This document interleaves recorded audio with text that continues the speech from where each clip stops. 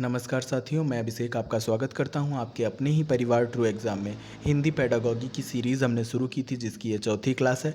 इससे पहले 3 क्लास हो चुकी हैं, 3 अलग-अलग टॉपिक हो चुके हैं। उनको जाके ज़रूर देखिएगा, सीटेट के लिहाज से ये काफ़ी इम्पोर्टेंट है। आज ये चौथी क्लास है, ये आपके पेपर 1 और पेपर 2 दोनों के लिए बराबर ही इम्पोर्टेंट है। भाषा शिक्षण में व्याकरण की क्या भूमिका है, ये आज हम जानेंगे। उससे पहले इस वीडियो को आप अपनी तरफ से एक लाइक दे दीजिए और नीचे जाके कमेंट कर दीजिए। मैं आपके कमेंट का जवाब ज़रूर देता हूँ। चलिए शुरू करते हैं। साथियों, इस पूरे वीडियो को शुरू से लेकर अंत तक देखते रहिएगा, तभी आपको अच्छे से समझ आएगा। अधिगम में व्याकरण की भूमिका। पहला पॉइंट है, व्याकरण के नियमों का ज्ञान छात्रों में मौलिक वाक्य संरचना की योग्यता का विकास करता है। शुद्ध रूप से सीखने व बोलने के कौशल का विकास करता है। देखिए साथियों, सीखने में व्याकरण की बहुत बड़ी भूमिका है। जैसे जब बालक व्याकरण को अच्छे तरीके से जानता होगा तो वो अच्छे से लिख पाएगा, सही से लिख पाएगा, उससे त्रुटियां कम होंगी।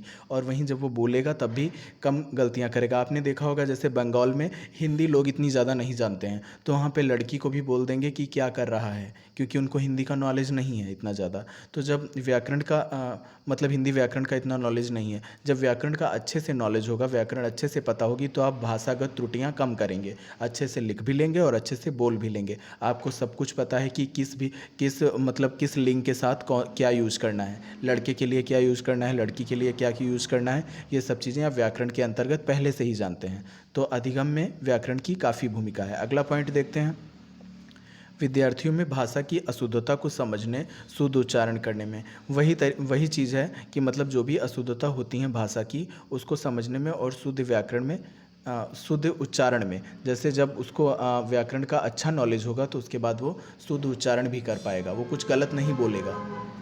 अगला पॉइंट है, व्याकरण से भाषा का शुद्ध प्रयोग, भाषा में दक्षता, विभिन्न ध्वनियों का ज्ञान। अब जब व्याकरण सीखी जाती है तो भाषा का तो शुद्ध प्रयोग करना वो जानता ही है। जैसे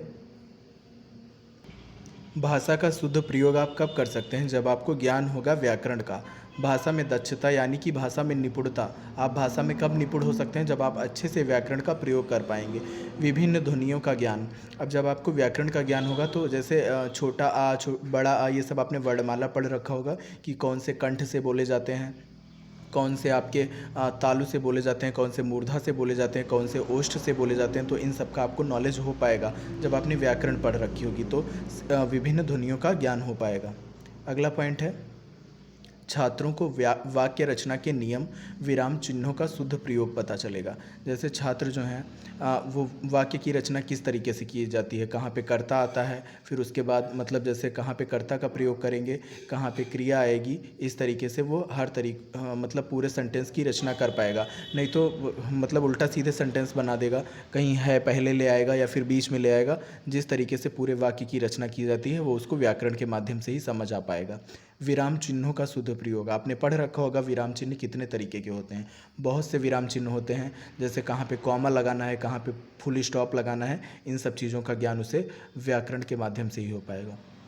व्याकरण के बिना स्पष्ट संप्रेषण असंभव है। जी हाँ, जैसे कि स्पष्ट संप्रेषण की बात हो रही, हो सकता है बिना व्याकरण सीखे आपने कुछ बोला तो लोगों को थोड़ा बहुत समझ में आ जाए, लेकिन स्पष्ट एकदम क्लियर आप तभी समझा सकते हैं जब आपको पूरे अच्छे तरीके से व्याकरण का ज्ञान होगा। संप्रेषण मतलब अपने विचारों का आदान प्रदान। संप्रेषण या संचार, जैसे आप किसी को अपनी बात समझा रहे हैं या कुछ कह रहे हैं तो दूसरा भी उसी बात को उतनी ही अच्छी तरीके से समझ पाए, जो आपने कहा पूरा पूरा समझ पाए, स्पष्ट तरीके से समझ पाए, तो व्याकरण के द्वारा ही संभव है। जब आप संप्रेषण करेंगे, इसके मतलब स्पष्ट संप्रेषण असंभव है व्याकरण के बिना। जब आपको व्याकरण का नॉलेज ना हो तो स्पष्ट संप्रेषण नहीं हो सकता। दोस्तों, वीडियो अच्छा लग रहा हो तो प्लीज़ अपनी तरफ से लाइक करते चलिएगा। वीडियो में जितने ज़्यादा लाइक होते हैं उतनी ही ज़्यादा मुझे खुशी होती है, क्योंकि आपके लिए मेहनत से वीडियो बनाता हूं, तो आप लाइक तो कर ही सकते हैं। उसके लिए आपको कुछ चार्ज नहीं देना है, मैंने आपसे कभी कुछ नहीं मांगा, बस आपसे लाइक ही मांगता हूँ। अपनी तरफ से लाइक कर दिया करिए और नीचे कॉमेंट कर दिया करिए, मैं रिप्लाई भी करता हूँ। अगला पॉइंट है, व्याकरण विद्यार्थियों को शब्द, सूक्ति, लोकोक्ति, मुहावरे आदि का अर्थ निकालने के योग्य बनाता है एवं छात्रों के लेखन कौशल के विकास करने में सहायक है। अब व्याकरण सीखेंगे तो आपको सूक्ति, लोकोक्ति, मुहावरे इन सब का मतलब अच्छे से ज्ञान हो जाएगा, आप अर्थ निकाल पाएंगे। फिर उसके बाद में आपके लेखन कौशल का विकास होना तो संभव है ही, क्योंकि आपको इतना अच्छा व्याकरण आता है।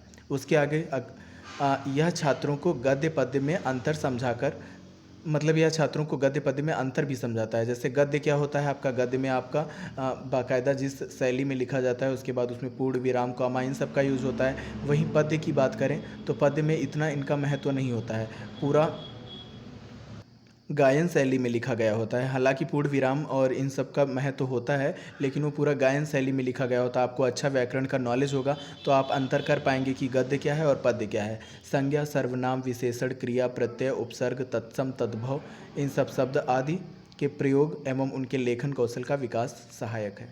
आप सभी ने व्याकरण के अंतर्गत ये सभी चीज़ें पढ़ी हुई होंगी। अगला पॉइंट है, व्याकरण की पुस्तक से नियम भेद का विविध विधिवत ढंग से ज्ञान करना औपचारिक व्याकरण है। ये क्लास 6 to 8 के बच्चों के लिए है। जैसे व्याकरण की जो पुस्तक होती है उसे नियम और ये सब भेद इन सब का ज्ञान करना औपचारिक व्याकरण है।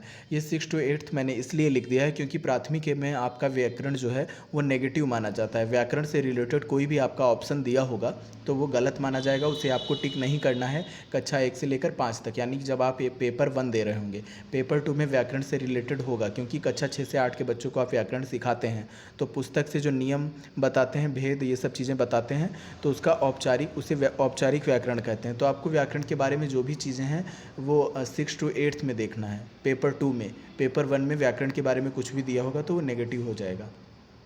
अगला पॉइंट है, प्राथमिक स्तर पर व्याकरण का ज्ञान व्यावहारिक रूप से देना अनौपचारिक व्याकरण या व्यावहारिक व्याकरण कहलाता है। अब प्राथमिक स्तर पर आप कैसे व्याकरण का ज्ञान दे सकते हैं, वो भी व्यावहारिक रूप से या अनौपचारिक। औपचारिक होता है उसमें आप मतलब सभी पुस्तक की मदद लेते हैं या फिर शिक्षक की मदद लेते हैं और नियमों के माध्यम से समझाते हैं। वहीं अनौपचारिक या व्यावहारिक में, जो कि आपको प्राथमिक के बच्चों के लिए 1 से 5 के लिए देना है। मैंने पहले ही कह रखा था व्याकरण प्राथमिक में नेगेटिव है, लेकिन व्यावहारिक व्याकरण दिया हो तो आप उसको सही टिक कर सकते हैं, क्योंकि व्यवहार से व्याकरण कैसे सीखा जा सकता है। जैसे छोटा बच्चा होता है, उसने कोई पुस्तक नहीं पढ़ी, उसने किसी शिक्षक से नहीं सीखा, लेकिन घर में उसने देखा उसके बड़ा भाई बहन है तो मम्मी कहती हैं भैया को ये चीज़ देकर आओ, भैया वहाँ बैठा है, दीदी वहाँ बैठी है, तो ये वो इस तरीके से बोलते बोलते सुन लेता है। वो जान जाता है कि दीदी बैठी है तो वो बैठी ही कहेगा। भैया वहाँ है तो मतलब भैया वहाँ बैठा है तो बैठा, भैया के लिए उसने बैठा, यानी कि वो जान गया कि उनके लिए बैठा यूज़ होता है, उनके लिए बैठी। लेकिन उसने कोई पुस्तक नहीं पढ़ी, उसने किसी शिक्षक से नहीं सीखा, तो ये अनौपचारिक तरीके से उसने घर में ही व्यवहार के माध्यम से सीख लिया। तो कक्षा 1 से 5 तक के बच्चों के लिए व्यावहारिक व्याकरण होती है। तो आपको अगर व्यावहारिक व्याकरण दिखे तभी टिक कीजिएगा, सिर्फ व्याकरण दिया हो तो वो नेगेटिव हो जाएगा, उसे टिक कभी मत कीजिएगा, गलत हो जाएगा। उम्मीद है आपको समझ में आ रहा हो, तो अपनी तरफ से लाइक भी करते चलें वीडियो को और अपने 1-2 दोस्तों के साथ शेयर भी कर दिया करिए, क्योंकि अभी नया चैनल है, आपकी सपोर्ट की बहुत ज़रूरत है। आप सब सपोर्ट करेंगे तभी चैनल आगे बढ़ पाएगा, आपके लिए मैं और अच्छी अच्छी चीज़ें ला पाऊँगा। आगे बढ़ते हैं। इनमें बालक भाषा को अनुकरण से सीखता है। कक्षा 1 से 5 तक अनुकरण से सीखता है। वही मैंने बताया, वो किसी को बोलते हुए सुनता है समाज में या परिवार में, तो उसका अनुकरण करता है, उसी को उतार लेता है, वो किसी बुक को नहीं पढ़ता है। जैसे शिक्षक कहानी सुनाते समय बताए शेर आ गया, शेर पुल्लिंग है इसलिए आ गया प्रयोग हुआ। अब जैसे स्कूल गया वो, मान लीजिए कक्षा 5 तक का बच्चा है, तो वहाँ कहानी कोई पढ़ाई जा रही है, कहानी विधि के माध्यम से शिक्षक पढ़ा रहे हैं, तो उन्होंने बताया कि शेर आ गया, कोई कहानी पढ़ा रही है, तो शेर के लिए उन्होंने आ गया यूज़ किया, तो उसे पता चल गया कि शेर के लिए आ गया होता है, लेकिन उसने कोई व्याकरण के नियम तो नहीं पढ़े, उसे पता चल गया। तो यही है। आगे बढ़ते हैं। भाषा के गद्य की पुस्तक पढ़ाते समय उसके उदाहरण की सहायता से व्याकरण के नियम निकाले जाते हैं। व्याकरण को अलग कक्षा में ना पढ़ाकर गद्य की कक्षा में पढ़ाते हैं। तो ये क्या है ये जो है साथियों, ये भी एक व्याकरण का ही वो है, पार्ट है। मतलब इसमें गद्य की पुस्तक से ही पढ़ा देते हैं, उसमें कोई मतलब अलग से व्याकरण की पुस्तक से नहीं पढ़ाते हैं। ये भी एक तरीका है व्याकरण सिखाने का। हालांकि ये भी उच्च प्राथमिक स्तर पर है, ये प्राथमिक स्तर पर नहीं है, कक्षा 1 से 5 के बच्चों के लिए नहीं है। साथियों, उम्मीद है भाषा शिक्षण में व्याकरण की भूमिका आपको ये टॉपिक समझ में आया होगा। अगर समझ में आया है, कुछ भी अच्छा लगा है, तो प्लीज़ इस वीडियो को लाइक कीजिएगा और नीचे कमेंट में जाकर लिखिए अगर आपको कुछ कमी लगी है या कुछ सुझाव देना है या मुझसे कुछ कहना है, तो आप जाकर कमेंट में ज़रूर लिखिए, मैं आपको जवाब दूंगा। मैं हर एक कॉमेंट का रिप्लाई करता हूँ। आप देख सकते हैं मेरे किसी भी वीडियो में और भी वीडियोज़ पड़े हुए हैं, उनको भी देखते रहिए, सभी इंपॉर्टेंट है आपके सीटेट के लिए। मिलेंगे कल एक नए टॉपिक के साथ, तब तक के लिए नमस्कार, धन्यवाद, जय हिंद।